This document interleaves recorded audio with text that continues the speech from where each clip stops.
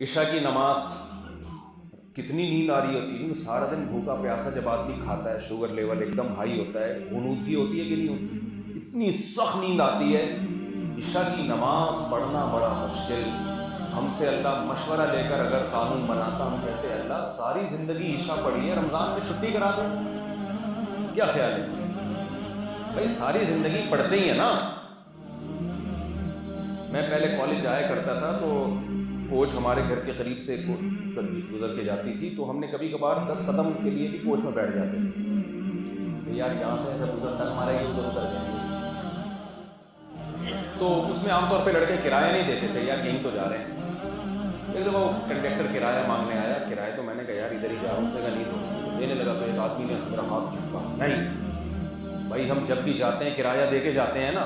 Conductor سے کہا کہ ہم جب بھی جاتے ہیں فری میں تھوڑی جاتے ہیں، اب 2 قدم پہ جانا ہے تو کیوں کرایہ مانگ رہے ہیں. تو وہ جملہ مجھے دماغ میں بیٹھ گیا.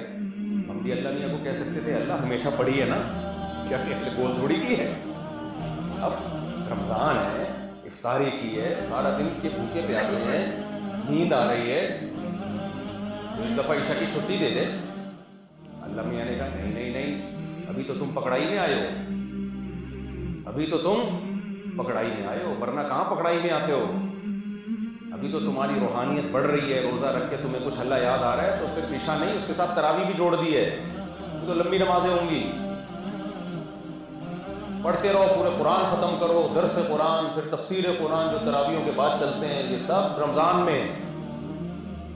خدا کی قسم لا الہ الا اللہ، کسی شخص کے پاس ایسی طاقت نہیں ہے کہ کروڑ لوگوں سے اتنی ٹف پریکٹس کروائے کنٹینیوسلی 1 مہینہ اور 1400 سال تک کرواتا رہے. یہ پاور صرف اسلام کے پاس ہے اور ایک سچے پیغمبر کے پاس ہو سکتی ہے، کسی جھوٹے کے پاس یہ پاور نہیں ہو سکتی.